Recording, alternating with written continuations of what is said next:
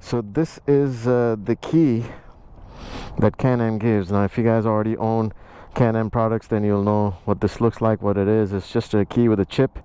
And the cool thing about this is if you own other products, like if you own two of these, or you own a side-by-side, or whatever they make, like an ATV and all of that, so you can program this one key for all those vehicles, and instead of carrying different ones, you can just carry one. That's pretty cool. You can program all of those vehicles to one key. So the key goes right here on this knob on the side, pushes in,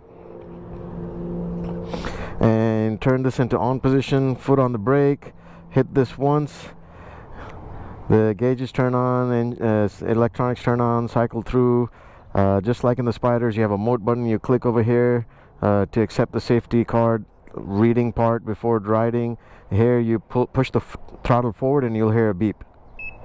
And then now with the foot on the brake, you just press this and it starts. It's that simple. Gauge is pretty clear, pretty simple. You got your fuel here, you've got your temperature here, your park, because we're in park right now. It is an automatic, and well, CVT, and you have your reverse gear as well. So just to cycle through the gauges real quick. So this is telling me you have your settings here, which is very basic. RPM running at 850, 900. Press it again. You have your fuel stat. I just filled it up, so it's actually showing 7.1 miles. And what else? Range is 122 miles. And just back to settings. So that's pretty much it. So I usually keep it at range. The top button cycles through your trip. You have your clock up there, trip A, trip B, mileage. It's pretty basic. Park here. So if this lever right here, push it down and you're off park. Now if you leave it in park and you pull the throttle, it'll tell you that you can't go. You hear a beep and this thing flashes over here, the warning light. So you put that down, you notice it goes into forward, and then when I click on when I roll the throttle, it goes forward. Now this lever right here, pull that back, it turns the hazard on. Oddly enough, we don't have a hazard button here. I don't know why, but turns the hazard on, and this thing goes into R, which means reverse. And this is pretty cool. So you put the throttle up and you're going back. So I think that's pretty neat. So, and then you just kick it forward light indicator comes on, and you're ready to go.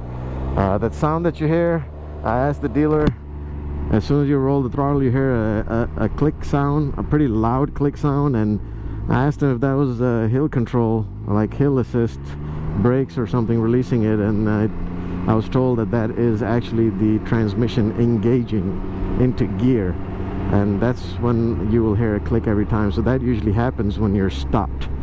So that's good to know, because I was wondering why that sound. I mean, you hear a click once or twice, okay, but you hear that click many times and you wonder what's the deal, so anyway, so yeah, it rides really smooth, guys. I gotta tell you, on my way from the dealership to the house, I could not avoid a few manholes and potholes, because I'm still learning. Like right here, I'm still learning. It's got 3 wheels, so if you miss the 2, you're hitting it with the rear wheel. If it goes like this, the rear wheel will catch it. So I was reading the manual, and it said that if you can't avoid it, the best thing is to let the rear wheel get the bump rather than the front wheel, because you have the alignment issue with the front. So that made sense. So the cool thing is just to the manual even said to practice for small potholes or small objects on the road that you want to avoid. It says to practice practice it between the front, either side of the front wheel and the rear wheel, so you have that little gap, and it says to go ahead and practice that. So I thought that was pretty, that's something new to me, so I have not experienced that. That will be interesting to see, and let's see how that goes. Now my old bike, the BMW F800 GT, was comfortable, but it was getting really expensive to maintain. On this one, this is not cheap to maintain either, but I did get the extended warranty and the maintenance package because I just didn't want to deal with the maintenance myself and having to pay for it. You know, they were discounting it anyway. I mean, they said they discounted it. Who knows what the actual cost is for the maintenance, because I don't know if you guys noticed, but every time you go into the sales into the showroom and you ask the salesperson, like, hey, what's the maintenance like? How much is an oil change? We don't know. That's really funny. You don't know, do you? I mean, the service center is 10 foot that way. You wouldn't think to go in there just to find out what an average oil change costs. So if a customer asks you, it doesn't look like you're trying to hide something. So I don't know if that's something they're not supposed to do or what, but still, I just find it stupid when you ask anybody. You can ask a manager at the showroom floor, hey, what is an oil change like for these things? No idea. Not even a clue. Like, all of a sudden the memory goes away. So I find that funny. So anyway, I go to the service center to get a whole rundown, and these things are not cheap to service through the dealer. Now, you can do it yourself. I am not super mechanically inclined. I don't have the tools to do it myself. But the other issue is that who would reset the light?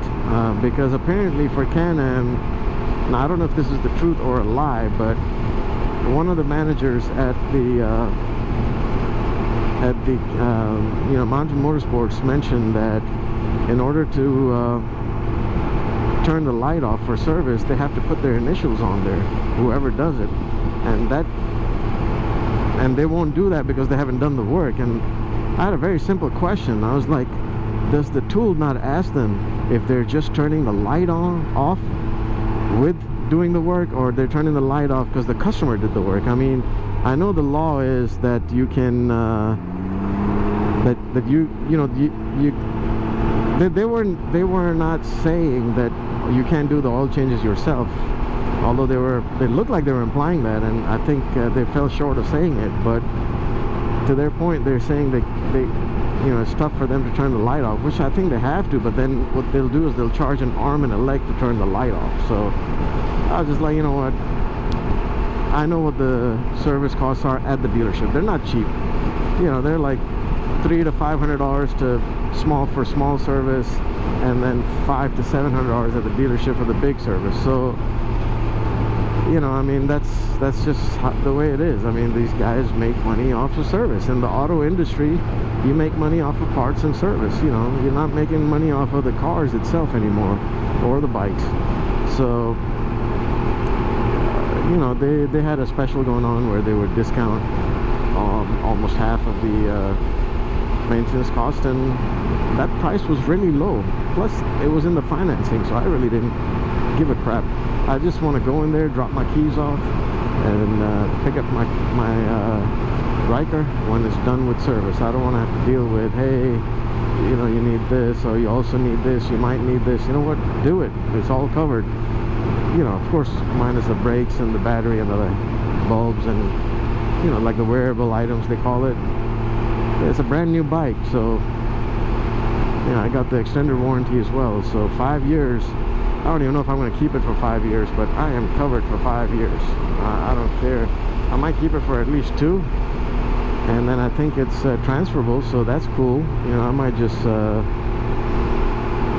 you know, when I sell it, I'll just transfer the warranty. It'll be a good selling point for me. But I digress.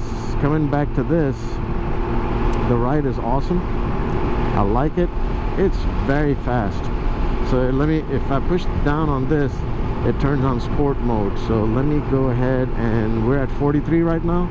I'm gonna roll the throttle here, and let's see how quickly it reaches up to highway speeds. All right, let me just make sure nobody's behind me, nobody's ahead of me. All right, and I'm gonna go ahead and roll on the throttle here.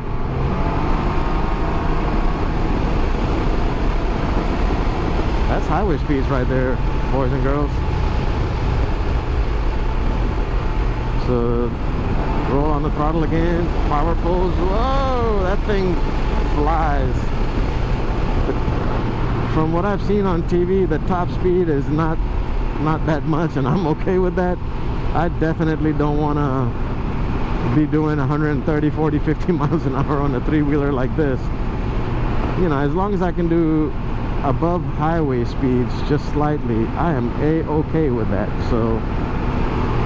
So yeah, it does have power, in case you're wondering. Oh yeah, it rolls on, it goes, buddy, it goes. Let me do another power pull here just to show you guys. So there we go, up to 60, 65, 70, 75, 80. I mean, oh yeah, this thing goes.